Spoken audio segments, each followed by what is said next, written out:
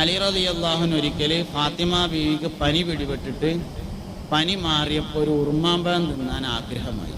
അലിയാരോട് പറഞ്ഞു, അലിയാരെ എനിക്കൊരു ഉറുമാമ്പഴം തിന്നാൻ ആഗ്രഹമുണ്ട്, നിങ്ങൾ എങ്ങനെയും വാങ്ങിക്കൊണ്ടുവരണം. അപ്പോൾ അലി റളിയല്ലാഹു അൻഹു ഉള്ള പൈസയായിട്ട് അങ്ങാടി പോയിട്ട് ഒരു ഉറുമാമ്പഴം വാങ്ങിയിട്ട് മടങ്ങി വരികയാണ്. വീട്ടിലേക്ക് ഇങ്ങനെ എത്തുന്നതിന് മുമ്പായിട്ട് ജയിൽ മോചിതനായി ജയിലിൽ നിന്ന് വിട്ടയച്ചിട്ട് വരുന്ന ഒരാളെ കണ്ടു. അയാൾ വിശന്നിട്ട് വയ്യായിട്ട് അലിയാരോട് ചോദിച്ചു, അലിയാരെ വിശക്കുണ്ട്, തിന്നാൻ പറ്റിയ വല്ലതും ഉണ്ടോ എന്ന് ചോദിച്ചപ്പോൾ അലി റളിയല്ലാഹുവിൻ്റെ കയ്യിൽ ആകെ ഒരു ഉറുമാമ്പഴം ഉള്ളൂ. ആ ഉറുമാമ്പഴം കൊടുത്തു. അത് കഴിച്ചു. അയാൾക്ക് സന്തോഷമായി. രണ്ടാമത്തെ ഒന്ന് വാങ്ങാൻ പൈസ ഇല്ല. അലി റളിയല്ലാഹു ഇങ്ങനെ വിഷമത്തോടുകൂടെ വീട്ടിലേക്ക് ചെല്ലുകയാണ്. വീട്ടിൽ ചെന്ന് ഭാര്യയ്ക്ക് വേഗം മനസ്സിലായി എന്തോ ഒരു വിഷമത്തിലാണ് വരുന്നതെന്ന് മനസ്സിലായപ്പോൾ എന്താ നിങ്ങൾക്ക് പറ്റിയത് എന്ന് ചോദിച്ചു. അതിൽ പറഞ്ഞു, ഈ പനിയൊക്കെ മാറിയിട്ട് എനിക്ക് ഒരു ഉറുമാമ്പഴം തിന്നാൻ ആഗ്രഹമായപ്പോൾ എന്നോട് പറഞ്ഞ് ഞാനത് മാർക്കറ്റിൽ നിന്ന് വാങ്ങിയിട്ട് വരുന്ന വഴിയിൽ ഒരു യാചകനെ കണ്ടു, അത് അയാൾക്ക് കൊടുത്തു എന്ന് പറഞ്ഞപ്പോൾ ഫാത്തിമ ബി പറഞ്ഞു, എനിക്ക് ഭയങ്കര റാഹത്തായി. നിങ്ങളത് കൊടുത്തിട്ടില്ലെങ്കിൽ എനിക്ക് ടെൻഷനാകുക, ഭയങ്കര സന്തോഷമായി എന്ന് പറഞ്ഞിങ്ങനെ നിൽക്കുമ്പോൾ ഒരു സ്വഹാബി ഇങ്ങനെ കയറി വരുന്നുണ്ട്. മൂപ്പരെ കയ്യിലൊരു കീസുണ്ട്. അലിയാർക്ക് കീസ കൊടുത്തിട്ട് പറഞ്ഞു, ഇത് നിങ്ങൾക്ക് തരാൻ വേണ്ടി ഒരാൾ തന്നാണ് പറഞ്ഞു. അലി റളിയല്ലാഹു അൻഹു അത് തുറന്നു നോക്കുമ്പോൾ അതിൽ 9 ഉറുമാമ്പഴമുണ്ട്. അലി റളിയല്ലാഹു അൻഹു അതിങ്ങനെ തന്നെ കൂട്ടിയിട്ട് അയാൾക്ക് തന്നെ കൊടുത്തിട്ട് പറഞ്ഞു, ഇത് എനിക്കുള്ളതാവൂല കേട്ടോ, എനിക്ക് ആള് മാറിയത് ഈ കാര്യം. ആ സഹാബി പറഞ്ഞു, അത് നിങ്ങൾക്കുള്ള തന്നെയാണ്, നിങ്ങൾക്ക് തരാൻ വേണ്ടി ഏൽപ്പിച്ചാണ് പറഞ്ഞു. ആ സമയത്ത് സയ്യിദുനാ അലി ഇബ്നു അബീ ത്വാലിബ് റളിയല്ലാഹു അൻഹു പറഞ്ഞു, സഹോദരാ, ഇത് എനിക്കുള്ളതാവാൻ ഒരു സാധ്യതയുമില്ല. കാരണം ഇത് 9 ഉറുമാമ്പഴമാണ്. അള്ളാന്റെ റസൂല് പറഞ്ഞിട്ടുള്ളത് അൽ ഹസനതു ബി അശ്രി അംസാലിഹാ, നന്മ 10 ഇരട്ടി കൊണ്ട് തിരിച്ചു നൽകുമെന്നാണ്. ഞാൻ യാചകന് കൊടുത്ത ഒരു ഉറുമാമ്പഴത്തിന് പകരമാണിതെങ്കിൽ 10 ഉറുമാമ്പഴം വേണം. അള്ളാന്റെ റസൂലിന് തെറ്റൂല, ഈ ഉറുമാമ്പഴം എനിക്കുള്ളതല്ല എന്ന് പറഞ്ഞപ്പോൾ ഒന്ന് കയ്യിൻ്റെ പിന്നിക്ക് ഇങ്ങനെ പിടിച്ചിരുന്നു. അതും കൂടിയും കൊടുത്തിട്ട് പറഞ്ഞു, നിങ്ങൾക്കുള്ള തന്നെയാണ്, 10 എടുത്തോളിയായിരുന്നു. ഒന്നിന് 10 കിട്ടുമെന്നത് നമുക്ക് ഈമാനാവാത്തതുകൊണ്ട് കിട്ടായിയാണ്, അല്ലെങ്കിൽ കിട്ടും. നമ്മക്കതാണ്ട് ഈമാനാകണില്ല എന്നുള്ളതാണ് പ്രശ്നം. ഇത് അള്ളാഹ് റസൂൽ പറഞ്ഞതാണ്. മാക്സിമം പലിശ 17% ഇപ്പോൾ ഉള്ളത്, മാക്സിമം. ഇനി 100% കൂട്ടിക്കോളി, എന്നാലും 1 ലക്ഷത്തിന് 1 ലക്ഷം കൂടി ഏറെ കിട്ടും. 2 ലക്ഷം ആവുള്ളൂ, 10 ലക്ഷം ആവില്ല. 1 ലക്ഷം 10 ലക്ഷമാകുന്ന ബിസിനസ് സ്വതക്ക കൊടുക്കൽ മാത്രമേ ഉള്ളൂ. ഒരു വാക്കും കൂടി ഞാൻ നിങ്ങളോട് പറയണത്, ലോകത്തെ ഏത് സമ്പന്നനായ മനുഷ്യനുണ്ടോ, ഓനോ ഓൻ്റെ വാപ്പേ വാപ്പാൻ്റെ വാപ്പേ സ്വതക്ക് കൊടുക്കാതെ മുതലാളിയായിട്ടില്ല എന്നതാണ് വാസ്തവം. ഒന്നുകിൽ ഓന് അല്ലെങ്കിൽ വാപ്പാൻ്റെ വാപ്പ അല്ലെങ്കിൽ അതിൻ്റെ വാപ്പ സ്വതക്ക് കൊടുക്കാതെ മുതലാളിയായിട്ടില്ല. ഇതൊരു വലിയ സത്യമാണ്. അതുകൊണ്ട് ആ സത്യത്തെ നിങ്ങൾ ഉൾക്കൊള്ളണം. എല്ലാ ബലാ മുസീബത്തുകളെയും തടയുന്നതാണ് സ്വതക്ക, ജാരിയ സ്വതക്ക. അത് ഇൽമിൻ്റെ വഴിയിലാകുമ്പോൾ വളരെ പ്രധാനപ്പെട്ടതുമാണ്. ഇവിടെ ബിൽഡിങ്ങിൻ്റെ കാര്യം സൂചിപ്പിച്ചപ്പോൾ കുറച്ച് സഹോദരിമാരെ എത്തിയിട്ടുള്ളൂ, കുറച്ച് ആൾക്കാർ വരാൻ ബാക്കിയുണ്ടായിരുന്നു. അതുകൊണ്ട് അവരോടും കേൾക്കാൻ വേണ്ടി ഞാൻ പറഞ്ഞതാണ്. 10,000 സ്ക്വയർ ഫീറ്റ് ഗൾഫുകാർ ഏറ്റെടുത്തു. അള്ളാഹു അവരുടെ എല്ലാ ഉദ്ദേശങ്ങളും നിറവേറ്റി കൊടുക്കട്ടെ. അവരുടെ ജീവിതത്തിലും അവരുടെ ജോലികളിലും അവരുടെ എല്ലാ ഇടപാടുകളിലും അള്ളാഹു ബർക്കത്ത് നൽകട്ടെ. കേരളീയ മുസ്ലിം ഉമ്മത്തിൻ്റെ വലിയ നെടുന്തൂണാണ് വിദേശത്തുള്ള നമ്മുടെ സഹോദരങ്ങൾ എന്ന് പറഞ്ഞത്. അള്ളാഹു കബൂൽ ചെയ്യട്ടെ. അള്ളാഹു ആ ഗൾഫിൻ്റെ സൗരഭ്യം നമുക്ക് എന്നും നിലനിർത്തി തരട്ടെ. ನನ್ನ ಕೈ ಹಿಡಿ. Hold my hand. Hold my hand. ತಾಳ್ಮೆಯಿಂದ ಇರು. Have patience. Have patience. ಮೇಲೆ ಹೋಗಿ. ಗೋ ಅಪ್ಸ್ಟೇರ್ಸ್. ಗೋ ಅಪ್ಸ್ಟೇರ್ಸ್. സൗരഭ്യം നമുക്ക് എന്നും നിലനിർത്തി തരട്ടെ. ബാക്കി 10,000 സ്ക്വയർ ഫീറ്റ് ഉണ്ട്. അത് സഹോദരിമാർ പ്രത്യേകിച്ചും സഹോദരന്മാരും ചേർന്നാണ് ഏറ്റെടുക്കേണ്ടത്. 1 സ്ക്വയർ ഫീറ്റിന് 1000 രൂപയാണ് കണക്കാക്കിയിട്ടുള്ളത്, അല്ലേ? 1000 രൂപയാണ് 1 സ്ക്വയർ ഫീറ്റിന് കണക്കാക്കിയിട്ടുള്ളത്. 1 സ്ക്വയർ ഫീറ്റിന് 1000 രൂപ കണക്കാക്കിയെന്നാൽ എല്ലാവരും 1 സ്ക്വയർ ഫീറ്റ് ആയിക്കോട്ടെ എന്ന് പറയാനല്ല.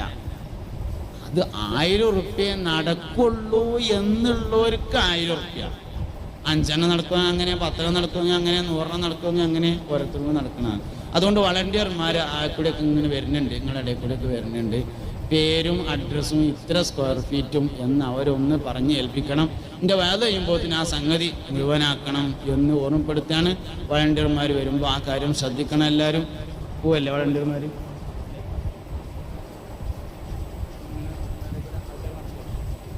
ഇൻഷാ അല്ലാഹ് കുട്ടികളെ അതിൻ്റെ ഇടയിൽ കൂടെ നടക്കും. ആ കാര്യങ്ങൾ ഈ വാത് കഴിയുന്നതിന് മുമ്പായിട്ട് പൂർത്തിയാക്കണം. പേരും അഡ്രസ്സും ഫോൺ നമ്പറും ഇത്ര സ്ക്വയർ ഫീറ്റും എന്നതിൽ രേഖപ്പെടുത്തി കൊടുത്തിട്ട് ആ കാര്യം വിജയിപ്പിക്കണം. നമുക്ക് 10,000 സ്ക്വയർ ഫീറ്റിൽ നിന്ന് ഈ കുടുംബ സംഗമത്തിൽ നിന്ന് ഉണ്ടാവണം. വേറെയും ഒരുപാട് ചെലവുകളുള്ള വളർന്നു വരുന്ന വലിയൊരു സ്ഥാപനമാണ്. ഇൻഷാ അല്ലാഹ് ഇത് എത്ര വലുതായാലും ഇതിനാദ്യം സംഭാവന കൊടുക്കുന്നവർക്ക്, ആദ്യം സഹായിക്കുന്നവർക്ക് അതെന്നും ആസ്വദിക്കാൻ പറ്റും എന്ന നിലയിൽ അതിനെ കാണണം എന്ന് സാന്ദർഭികമായി ഓർമ്മപ്പെടുത്തി ഞാൻ എൻ്റെ പ്രഭാഷണത്തിലേക്ക് തിരിച്ചു വരാം. മുഅ്മിനീങ്ങളെ, കുടുംബജീവിതമാണ് ഞാൻ പറയണത്. കുടുംബജീവിതം ഞാൻ പറഞ്ഞു. കുടുംബജീവിതം എന്ന് പറഞ്ഞാൽ വാസ്തവത്തിൽ അത് ദുന്യാവിലേക്കുള്ളതല്ല, അത് ആഖിറത്തിലേക്കുള്ളതാണ്. ആഖിറത്തിലേക്കാണ് അത് എന്ന് വിചാരിച്ച് അത് ചെയ്ത മുഴുവൻ ആളുകളും വിജയിച്ചു. മുഹമ്മദ് നബി സല്ലല്ലാഹു അലൈഹി വസല്ലം തങ്ങൾ പറഞ്ഞ ഹദീസിലുണ്ട്, നിങ്ങൾ വിവാഹം കഴിക്കുക, തീർച്ചയായും നിക്കാഹ് എൻ്റെ സുന്നത്തിൽപ്പെട്ടതാണ്, വിവാഹം എൻ്റെ ചര്യയിൽപ്പെട്ടതാണ്.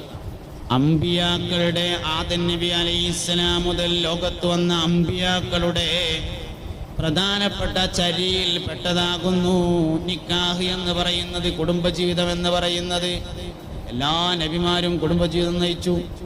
ഇബ്രാഹിം നബി അലൈഹിസ്സലാം കുടുംബജീവിതം നയിച്ചു.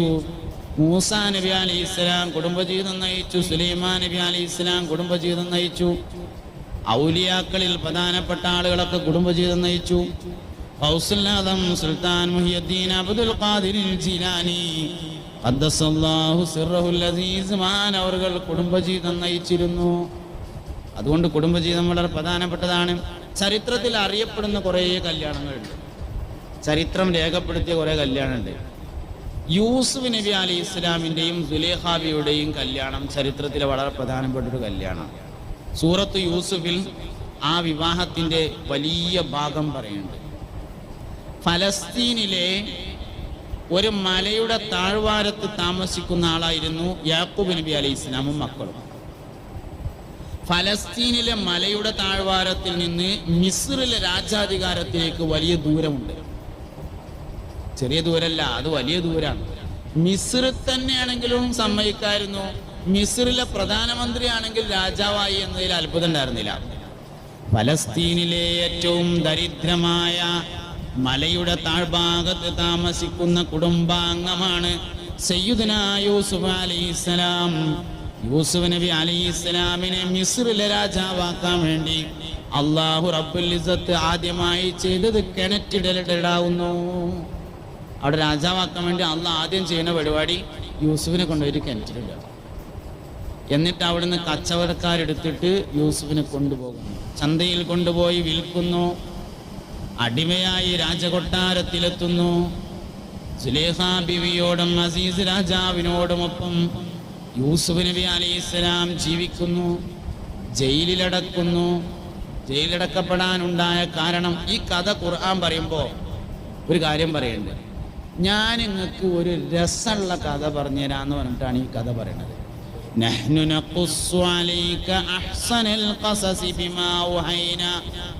നബിയെ, നിങ്ങൾക്ക് ഞാനൊരു മനോഹരമായ, കേൾക്കാൻ നല്ല ആനന്ദമുള്ള, അറിയാൻ രസമുള്ള, പറയാൻ സുഖമുള്ള അഹ്സനുൽ ഖസസ് പറഞ്ഞു തരാൻ നബിയെ. ഒരു മനോഹരമായ കഥ, സയ്യിദുനാ യൂസുഫ് അലൈഹിസ്സലാമിൻ്റെയും സുലൈഖാ ബീവിയുടെയും കഥ. സുലൈഖാ ബീവി റളിയല്ലാഹു അൻഹ അസീസ് രാജാവ് സ്ഥലത്തില്ലാത്ത സമയത്ത്, അസീസുൽ അസ്ഗറാണ്, അസീസുൽ അക്ബർ അല്ല. മിസ്റിലെ വലിയ രാജാവല്ല, രണ്ടാം രാജാവാണ് സുലൈഖാന്റെ ഭർത്താവ്. എന്ന് പറഞ്ഞാൽ നമ്മുടെ ഭാഷയിൽ പ്രധാനമന്ത്രിയാണ്. അസീസുൽ അസ്ഗറാണ് സുലൈഖാ ബീവിയുടെ ഭർത്താവ്. അസീസുൽ അസ്ഗർ സ്ഥലത്തില്ലാത്ത സമയത്ത് സുലൈഖ യൂസുഫിനെ തൻ്റെ റൂമിൽ കൊണ്ടുപോയി തൻ്റെ ആവശ്യങ്ങൾ നിർവഹിച്ചു കൊടുക്കണമെന്ന് പറയുന്നു. യൂസുഫ് അതിന് സമ്മതിക്കുന്നില്ല. യൂസുഫ് നബി അലൈഹിസ്സലാം അതിന് സമ്മതിക്കാതിരിക്കുന്നു. കാട്ടിൽ നിന്ന് വേട്ട കഴിഞ്ഞ് യൂസുഫ് നബി അലൈഹിസ്സലാം അസീസ് രാജാവ് മടങ്ങി വന്നപ്പോൾ സുലൈഖാ ബീവി ഇങ്ങനെ ആലോചിച്ചു, യൂസുഫും ഞാനും തമ്മിലുണ്ടായ പ്രശ്നം യൂസുഫ് എങ്ങാനും രാജാവിനോട് പറഞ്ഞാൽ എൻ്റെ കഥ കഴിഞ്ഞ തന്നെ എന്താ ഇപ്പൊ കാട്ടുക? ഒരു ഐഡിയ കിട്ടി. ഒരു ഐഡിയ സുലേഖ കിട്ടി. അസീസ് രാജാവ് യുദ്ധം കഴിഞ്ഞ് വേട്ട കഴിഞ്ഞ് മടങ്ങി വന്നപ്പോൾ വേഗം അടുത്തേക്ക് ചെന്നിട്ട് പറഞ്ഞു, പിന്നെ ഒരു കാര്യം പറയാണ്ട് പറഞ്ഞു. എന്തേന്ന് ചോദിച്ചു. യൂസുഫ് ഇനി ഇവിടെ കൊട്ടാരത്തിൽ നിൽക്കുകയാണെങ്കിൽ ഞാൻ ഇവിടെ നിൽക്കൂല. യൂസുഫ് ഇനി ഇവിടെ നിൽക്കുകയാണെങ്കിൽ ഞാൻ നിൽക്കൂലായിരുന്നു. എന്തേന്ന് ചോദിച്ചു. അപ്പോൾ പ്രശ്നമൊക്കെ പറഞ്ഞു. വിചാരണ കഴിഞ്ഞു. കുറ്റക്കാരാരാണെന്നുള്ളതൊന്നും അത്ര തന്നെയാണ് നോക്കിയില്ല. യൂസുഫിനെ ജയിലിലടക്കാൻ തീരുമാനിച്ചു. യൂസുഫ് നബി അലൈഹി സ്വലാം ജയിലിലെത്തി. വർഷങ്ങളോളം ജയിലിൽ താമസിച്ചു. യൂസുഫ് നബി അലൈഹി സ്വലാം ജയിൽ മോചിതനായി രാജാവുമായി. ഒരു ദിവസം പിന്നീട് സംഭവിച്ചത്, യൂസുഫ് നബി അലൈഹി സ്വലാം ജയിൽ മോചിതനായി വന്ന് പിന്നെ വിചാരണ നടന്നപ്പോൾ കുറ്റക്കാരി സുലൈഖയും അസീസ് രാജൻ എന്ന അസീസുൽ അസ്ഗറുമാണെന്ന് വലിയ രാജാവിന് മനസ്സിലായപ്പോൾ അസീസുൽ അസ്ഗറിനെ കൊട്ടാരത്തിൽ നിന്ന് പിരിച്ചു. ജോലിയും വരുമാനവും നഷ്ടപ്പെട്ട അദ്ദേഹം ഭാര്യ സുലൈഖയും അങ്ങാടിയിലൂടെ ഇങ്ങനെ നടന്നു, അലഞ്ഞു തിരിഞ്ഞിട്ട്. അസീസുൽ അസ്ഗർ മരണപ്പെട്ടു. സുലൈഖ ഒറ്റക്കായി. പിച്ച തെണ്ടി സുലൈഖ ജീവിച്ചു. ആൾക്കാരോട് എന്തെങ്കിലുമൊക്കെ വാങ്ങിയിട്ട് ഇങ്ങനെ ജീവിച്ചു. ഒരു ദിവസം യൂസുഫ് പരിവാര സമേതം യാത്ര ചെയ്യാൻ വേണ്ടി ഇറങ്ങാണ്. അപ്പോൾ സുലൈഖയോട് ആരോ ചെന്നിട്ട് പറഞ്ഞു, നിങ്ങളിങ്ങനെ എന്നും രാവിലെ ഇറങ്ങിയിട്ട് ഇങ്ങനെ കയ്യാട്ടി നടക്കേണ്ട ആവശ്യമില്ല. ഇവിടുത്തെ രാജാവ് സൂപ്പറാണ്. മൂപ്പരോട് ചെന്നിട്ട് വിവരം എന്ന് പറഞ്ഞാൽ നിങ്ങൾക്ക് മരിക്കോളം ജീവിക്കാനുള്ളത് മൂപ്പര് തരും എന്ന് പറഞ്ഞു. സുലൈഖയ്ക്ക് ഇയാളെ നേരത്തെ അറിയാലോ, അതുകൊണ്ട് പറയാനൊന്നും പോയില്ല. രാജാവ് പരിവാര സമേതം ഇങ്ങനെ നടന്നു പോകുമ്പോൾ ഒരു ദിവസം മതിലിൻ്റെ അപ്പുറത്ത് മറഞ്ഞിരുന്നിട്ട് ഉറക്കം ഇങ്ങനെ വിളിച്ചു പറഞ്ഞു, അള്ളാൻ്റെ ഒരു പണി വല്ലാത്തൊരു പണി തന്നെയാണ്. രാജാക്കന്മാരെ തെണ്ടികളുമാക്കുന്നു, തെണ്ടികളെ രാജാക്കന്മാരുമാക്കുന്നു എന്ന് ഞാൻ ഉറക്കം വിളിച്ചു പറഞ്ഞു. അത് യൂസുഫ് നബി അലൈഹി സ്വലാം കേട്ടു. പരിചയമുള്ള ശബ്ദമാണ് എന്ന് തോന്നിയപ്പോൾ ആരാണ് ആ ശബ്ദം ഉണ്ടാക്കിയത്? ആളെ കൊണ്ടുവരികയായിരുന്നു പട്ടാളക്കാരോട്. അപ്പോൾ സുലൈഖാനെ കൊടുന്നു. ആളെ മനസ്സിലായി. യൂസുഫ് നബി അലൈഹി സ്വലാം പറഞ്ഞു, സുലൈഖ, ഇന്ന് എനിക്ക് സ്വാധീനമുണ്ട്, സൗകര്യമുണ്ട്, എല്ലാമുണ്ട്. നിന്റെ ഭർത്താവില്ല, നിന്റെ ഭർത്താവ് മരണപ്പെട്ടിരിക്കുന്നു. അതുകൊണ്ട് ഇന്ന് നിനക്ക് സമ്മതമാണെങ്കിൽ നിന്നെ ഞാൻ വിവാഹം ചെയ്യാം. സുലൈഖ ബീവി റളിയല്ലാഹു അൻഹ സമ്മതിക്കുകയും അസീസുൽ അക്ബറിന്റെ സാന്നിധ്യത്തിൽ, മഹാരാജാവിന്റെ സാന്നിധ്യത്തിൽ യൂസുഫ് നബി അലൈഹിസ്സലാം സുലൈഖയെ വിവാഹം കഴിക്കുകയും അന്ന് വ്യഭിചാരത്തിൽ നിന്ന് ഒഴിഞ്ഞു നിന്നതിൻ്റെ പാരിതോഷികമായി അല്ലാഹു റബ്ബുൽ ഇസ്സത്ത് സുലൈഖ ബീവി റളിയല്ലാഹു അൻഹക്ക് നഷ്ടപ്പെട്ട സൗന്ദര്യം തിരിച്ചു കൊടുക്കുകയും ചെയ്തു എന്നാണ് ചരിത്രം. അന്ന് വ്യഭിചാരത്തിൽ നിന്നൊഴിഞ്ഞു നിന്നതിൻ്റെ പാരിതോഷികമായി സുലൈഖ ബീവിക്ക് സൗന്ദര്യം തിരിച്ചു കൊടുത്തു. ഇത് പറയാനൊരു കാരണമുണ്ട്. എന്താ കാരണം എന്ന് വെച്ചാൽ, കുടുംബജീവിതം പരാജയപ്പെടുന്നതിൻ്റെ പ്രധാനപ്പെട്ട ഒരു കാരണം നേത്ര വ്യഭിചാരമാണ്. നമ്മൾ സാധാരണ ഏത് നിക്കാഹിൻ്റെ സദസ്സിൽ ചെന്നാലും ഒരു ഹദീസ് കേൾക്കും. എല്ലാ നിക്കാഹിൻ്റെ സദസ്സിലും ഖുതുബയ്ക്ക് ഒരു ഹദീസ് കേൾക്കും. മനിസ്തതാ മിൻകുമുൽ ബാഅത ഫൽയതസവ്വജ് فإنه أغض للبصر وأحسن للفرج ومن لم يستطع فعليه بالصوم فإنه له وجاء من استطاع منكم الباءة നിങ്ങളിൽ നിന്ന് ആർക്കെങ്കിലും ബാഅത്തിന് കഴിഞ്ഞാൽ, ഭാര്യയ്ക്ക് ചെയ്തു കൊടുക്കേണ്ട എല്ലാ കാര്യങ്ങളും ചെയ്തു കൊടുക്കുന്നതിനാണ് ബാഅത്ത് എന്ന് പറയാം. അതിന് നിങ്ങളിൽ നിന്ന് ആർക്കെങ്കിലും കഴിഞ്ഞാൽ ഫല്യതസവ്വജ്, അവൻ വിവാഹം കഴിക്കട്ടെ. ഫഇന്നഹു അഗദ്ദു ലിൽ ബസരി, അത് കണ്ണിനെ ചിമ്പിപ്പിക്കുന്നതും വഅഹ്സനു ലിൽ ഫർജി, ഗുഹ്യത്തെ നന്നാക്കുന്നതുമാകുന്നു. നല്ലോണം ശ്രദ്ധിക്കണേ. നിങ്ങൾ വിവാഹം കഴിക്കുക, അത് കണ്ണ് ചിമ്പിപ്പിക്കുന്നതും ഗുഹ്യം നന്നാക്കുന്നതുമാണ് എന്ന് പറഞ്ഞാൽ ലൈംഗിക കുടുംബജീവിതത്തിൻ്റെ പരാജയം നേത്ര വ്യഭിചാരം കാരണം ഉണ്ടായിത്തീരുന്നതാണ്. ഞാൻ പറഞ്ഞത് നല്ലോണം മനസ്സിലാക്കി. കണ്ണും ലൈംഗികാവയവും തമ്മിൽ വലിയ ബന്ധമുണ്ട്. കണ്ണും ലൈംഗികാവയവും തമ്മിൽ വലിയ ബന്ധമാണ്. റോഡ് സൈഡിൽ ഇരുന്നിട്ട് ഇങ്ങനെ കാണുന്ന പെണ്ണുങ്ങളൊക്കെ നോക്കുന്ന ആളെ പറ്റി നമ്മൾ പറയും ഓൻ നരമ്പ് രോഗിയാണ് എന്ന് പറയും. ആ പ്രയോഗം വളരെ ശരിയാണ്. നരമ്പ് രോഗി തന്നെയാണ് അവനാൾ. അവനെക്കൊണ്ടൊന്നും പറ്റൂല, വലിയ അസുഖമാണ് യഥാർത്ഥത്തിൽ. അപ്പം നേത്ര വ്യഭിചാരി കുടുംബജീവിതത്തിൽ പരാജയപ്പെട്ടവനായിരിക്കും. വ്യഭിചാരം ഒരുപാട് തരത്തിലുണ്ട്. ഒരു നന്മ ഒരാൾ വിചാരിച്ചാൽ കൂലിട്ടും. ഒരു നന്മ ഒരാൾ വിചാരിച്ചാൽ കൂലിട്ടും. അടുത്ത കൊല്ലം ഹജ്ജിന് പോകണമെന്ന് വിചാരിച്ചാൽ കൂലിട്ടുമല്ലോ. ചങ്ങായിമാരെ, മനുഷ്യന്മാരെ, അടുത്ത കൊല്ലം ഹജ്ജിന് പോകണമെന്ന് വിചാരിക്കാൻ കായുവാണോ? അടുത്ത കൊല്ലം ഹജ്ജിന് പോകണമെന്ന് വിചാരിക്കാൻ പൈസ വേണോ? എന്നാൽ പിന്നെ നമുക്കൊന്നും വിചാരിക്കല്ലേ. ഇൻഷാ അല്ലാഹ് അടുത്ത കൊല്ലം ഹജ്ജിന് പോകണം എല്ലാവരും വിചാരിച്ചോളി. ഒറ്റ പൈസയും ചിലവില്ല. ഒരു ഹജ്ജ് ചെയ്ത കൂലിട്ടും. ഒരു നന്മ ഒരാൾ വിചാരിച്ചാൽ കൂലിണ്ടേ. പിന്നെ ഇപ്പൊ പോക്കും വരവൊക്കെ പഠിച്ചവൻ്റെ അടുത്ത് കേൾക്കുന്ന കാര്യമല്ലേ. എന്താ പാണ്ട് പറ്റുമെങ്കിൽ പോയാൽ ഇപ്പം എന്താ വരാള്? ഒന്നുമില്ലല്ലോ. അല്ലെങ്കിലും പഠിച്ചവൻ്റെ അടുത്ത് കിടക്കുന്ന കാര്യമൊക്കെ നമ്മൾ പലപ്പോഴും നമ്മളതാക്കാൻ വേണ്ടി ശ്രമിക്കും.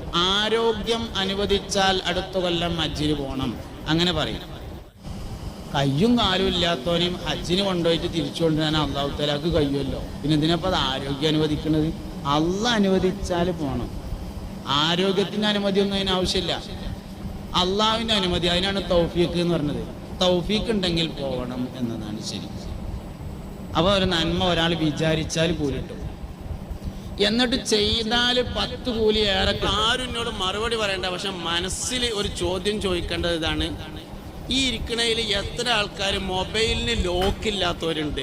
അതായത് അവനാൻ്റെ മക്കള് അവനാൻ്റെ മൊബൈൽ തുറന്നു നോക്കിയാൽ കുഴപ്പമില്ല എന്ന് ചിന്തിക്കുന്ന വാപ്പയും ഉമ്മയും എത്ര പേരുണ്ട് എന്നതാണ്. നമ്മളെ മൊബൈൽ ഭാര്യ കാണാൻ പറ്റാത്ത രൂപത്തിലാണ്, ഭാര്യനത് ഭർത്താവ് കാണാൻ പറ്റാത്ത രൂപത്തിലാണ്, രണ്ടാളത്തും കുട്ടികൾ കാണാൻ പറ്റാത്ത രൂപത്തിലാണ്. നമ്മളിങ്ങനെ പറയും വാപ്പാനെ കുട്ടികൾക്ക് തീരെ വിശ്വാസമില്ല എന്ന് പറയും. വിശ്വാസത്തിനാവശ്യമായ കാര്യം നമ്മൾ ചെയ്യണ്ടേ?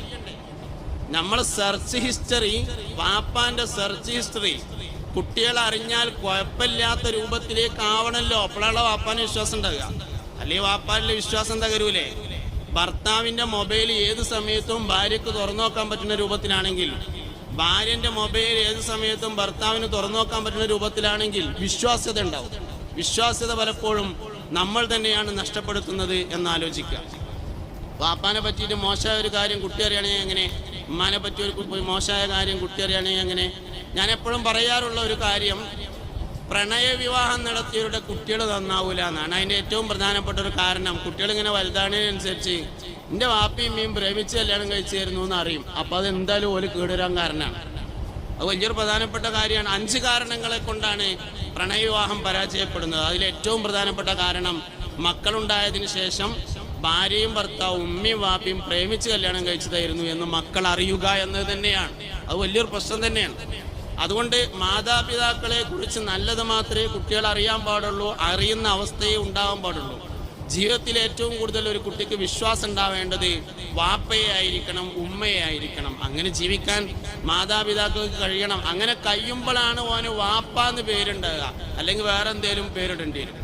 വാപ്പയാവുമ്പോൾ ഈ വാപ്പയാവേണ്ടത് കുട്ടി മരിക്കുന്നത് വരെയാണ്, വാപ്പ മരിക്കുന്നത് വരെയല്ല. സയ്യിദുനാ ഇബ്രാഹിം നബി അലൈഹിസ്സലാം ഇസ്മായിൽ അലൈഹിസ്സലാമിനെ അറുക്കാൻ വേണ്ടി കൊണ്ടുപോയി. അങ്ങനെ അറുക്കാൻ കൊണ്ടുപോയിട്ട് ഇങ്ങനെ കടത്തിയിട്ട് കത്തിയൊക്കെ എടുത്തിട്ട് ഇങ്ങനെ അറുക്കാൻ ഒരുങ്ങുമ്പോൾ ഇബ്രാഹിം നബി അലൈഹിസ്സലാം മകനോട് പറഞ്ഞു, മോനെ ഇന്നി അറാഫിൽ മനാമി അന്നി അദ്ബഹുക ഫൻദുർ മാദാ തറ. സ്വപ്നം മുഖേന എനിക്കൊരു വഹയുണ്ട്, ഞാൻ നിന്നെ അറുക്കണമെന്നാണ് പറയണത്, എന്താ എൻ്റെ അഭിപ്രായം എന്ന് ചോദിച്ചു. മോൻ പറഞ്ഞു, യാ അബതിഫ് അൽ മാ തുമർ, വാപ്പ നിങ്ങളോട് എങ്ങനെ കൽപ്പന വെച്ചാൽ അങ്ങനെ നിങ്ങൾ ചെയ്തോളി.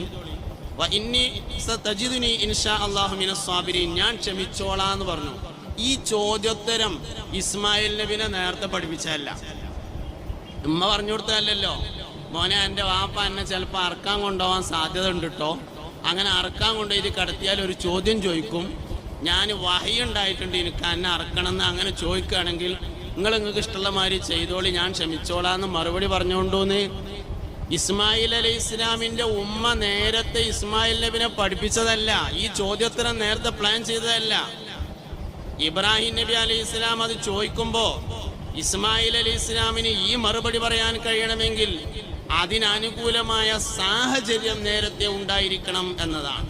അതിനനുകൂലമായ സാഹചര്യം നേരത്തെ ഉണ്ടാവണം. ആ വാപ്പാന്റെയും മകന്റെയും ഇടയിൽ ഇങ്ങനെ മറുപടി പറയാൻ ആവശ്യമായ സാഹചര്യം നേരത്തെ രൂപപ്പെട്ടിരുന്നു എന്നാണ് നമ്മൾ മനസ്സിലാക്കേണ്ട ഏറ്റവും പ്രധാനപ്പെട്ട കാര്യം. അതുകൊണ്ട് വിഷയങ്ങളെ നമ്മൾ ഗൗരവത്തോടെ കൂടെ കാണണം. ഏതൊരു മനുഷ്യനാണെങ്കിലും ഈ ലോകത്തെ ഏറ്റവും നല്ല കുട്ടി എൻ്റെ കുട്ടിയാവണമെന്ന് ആഗ്രഹിക്കും. ഇപ്പൊ ഈ ഇരിക്കണ എല്ലാവരും, ഇപ്പൊ ഞാനും ഇവിടുത്തെ രക്ഷിതാവാണ്, ഈ ഇരിക്കണവരെല്ലാവരും രക്ഷിതാക്കന്മാരാണ്, പെണ്ണുങ്ങളും രക്ഷിതാക്കന്മാരാണ്. ഈ ലോകത്തെ ഏറ്റവും ബുദ്ധിയുള്ള കുട്ടി എൻ്റെ കുട്ടിയാണെന്ന് എനിക്കും ആഗ്രഹം ഉണ്ടാവും. ഈ ലോകത്തെ ഏറ്റവും നല്ല കുട്ടി, ഏറ്റവും പ്രസിദ്ധനായ കുട്ടി ഒക്കെ എൻ്റെ കുട്ടിയാണെന്ന് എല്ലാവർക്കും ആഗ്രഹം ഉണ്ടാവും. ഈ ഇരിക്കണ ഓരോരുത്തർക്കും ആഗ്രഹം ഉണ്ടാവും. പക്ഷെ അതിന് കുട്ടികളോട് എങ്ങനെയാണ് സമീപിക്കേണ്ടത്, എങ്ങനെയാണ് പെരുമാറേണ്ടത് എന്നതിനെ കുറിച്ച് നമുക്ക് പലപ്പോഴും ധാരണയില്ലാതെ പോവുകയാണ്. ഇപ്പോ ചാടിപ്പോണതിനെ പറ്റിയുള്ളൊരു പഠനമുണ്ട്. ഒരു കുട്ടി ചാടിപ്പോവുകയാണ്. ചാടിപ്പോണ ഒരു കുട്ടിനെ വിളിച്ചിട്ട്, ആൺകുട്ടിയായാലും പെൺകുട്ടിയായാലും വിളിച്ചിട്ട്, മോനെ എന്തിനാ ചാടിയെന്ന് ചോദിച്ചാൽ അധികം ആൾക്കാരും പറയാം സ്നേഹം കിട്ടാത്തതുകൊണ്ടാണെന്നാണ്. ഈ സ്നേഹം എന്ന് പറഞ്ഞാൽ എന്താണ്, അതെങ്ങനെയാണ് കിട്ടുക തുടങ്ങിയ വിഷയങ്ങളെ കുറിച്ച് നമുക്ക് പലപ്പോഴും ബോധമില്ല. ഇപ്പൊ ഒരു ചെറിയ കുട്ടിനെ നമ്മൾ വിളിച്ചിട്ട്, മോനെ അനക്ക് വാപ്പാനെ ഉമ്മാനെ നല്ല ഇഷ്ടം എന്ന് ചോദിച്ചാൽ എല്ലാ കുട്ടികളും ഉമ്മാനെ എന്നാണ് പറയാ. അപൂർവം കുട്ടികൾ മാത്രമാണ് വാപ്പാനെയാണ് ഇഷ്ടം എന്ന് പറയുന്നത്. കുട്ടിനെ വിളിച്ചിട്ട് അതിലൊരു വലിയ പ്രശ്നം കേട്ടോ. അത് ശരിക്കും ഒരു കാപട്യം പഠിപ്പിക്കുക എന്നുള്ളൊരു പ്രശ്നം അതിലുണ്ട്. കുട്ടിനെ വിളിച്ചിട്ട് വാപ്പല്ലാത്ത സമയത്ത് ചോദിക്കും, മോനെ എനിക്ക് ഉമ്മാനെ ഉപ്പാനെ നല്ല ഇഷ്ടം എന്ന് ചോദിച്ചാൽ ഉമ്മാനെ എന്ന് പറയും. വാപ്പുള്ള സമയത്ത് ഇമ്മ ഇല്ലാത്ത സമയത്ത് കുട്ടിനോട് എനിക്ക് വാപ്പാനെ ഉമ്മാനെ നല്ല ഇഷ്ടം എന്ന് ചോദിച്ചാൽ വാപ്പാനെ എന്ന് പറയും. വാപ്പി ഇമ്മയുള്ള സമയത്ത് മോനെ എനിക്ക് ഉപ്പാനെ ഉമ്മാനെ നല്ല ഇഷ്ടം എന്ന് പറഞ്ഞാൽ കുട്ടി വലിയൊരു പ്രതിസന്ധിയിലകപ്പെടും. ആ പ്രതിസന്ധിയെ മറികടക്കാൻ വേണ്ടി അവൻ ചെയ്യുന്ന പ്ലാനിങ് ആണ് പിന്നീട് കാപട്യത്തിലേക്ക് എത്തിച്ചേരുന്നത്. പല ചോദ്യങ്ങളും കുട്ടിയോട് ചോദിക്കാൻ പാടില്ലാത്ത ചോദ്യമാണ്. എന്തിനാ പോയി ചോദിക്കേണ്ട ആവശ്യം, എനിക്ക് ഉപ്പാനെ ഉമ്മാനെ നല്ല ഇഷ്ടം, എന്താ ഇപ്പോൾ രണ്ടാളും ഇഷ്ടമുണ്ടായിക്കോട്ടെ. വാസ്തവത്തിൽ നമ്മളെ തോനെ ഇഷ്ടപ്പെടണമെന്ന ഒരു സ്വാർത്ഥതയെ കുട്ടിയിൽ വളർത്താനുള്ള ശ്രമമാണ്. ആ ശ്രമം പിന്നീട് നിഫാക്കായിട്ടാണ് രൂപപ്പെടുന്നത്, കാപട്യമായിട്ടാണ് രൂപപ്പെടുന്നത്. അതൊരാവശ്യമില്ലാത്ത ചോദ്യമാണ്. ആവശ്യമുള്ളതൊന്നും ചോദിക്കാൻ നമുക്ക് നേരമില്ല, ആവശ്യമില്ലാത്തൊക്കെ ചോദിക്കാൻ നേരമുണ്ട്.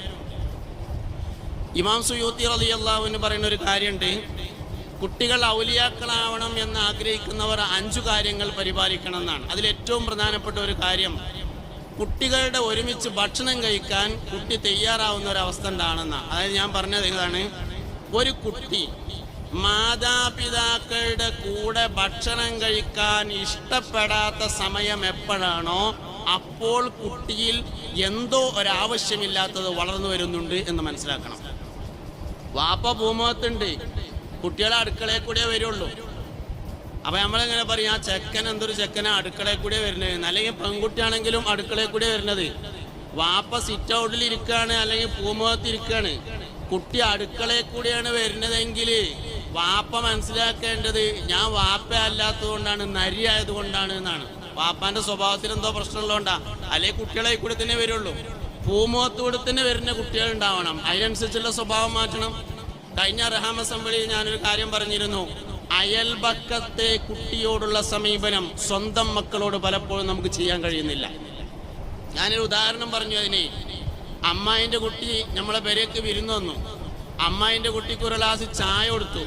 ചായ കൊടുത്തപ്പോൾ ഗ്ലാസ് വീണങ്ങാണ്ട് താഴെ പൊട്ടിയാൽ സാരല്ല, ഒരു കുപ്പി ഗ്ലാസ് അല്ലേ, 20 ഉറുപ്പ്യൻ്റെ കേസല്ലേ ഉള്ളൂ, കുട്ടികളാവുമ്പോൾ അങ്ങനെയൊക്കെ തന്നെയല്ലേ, ഗ്ലാസ് വീണാൽ പൊട്ടാതിരിക്കുമോ, ഇവിടുത്തെ കുട്ടികളും അങ്ങനെയൊക്കെ തന്നെയാണ് എന്നൊക്കെ പറഞ്ഞാണ്ട് നമ്മൾ വാചാലനാവും.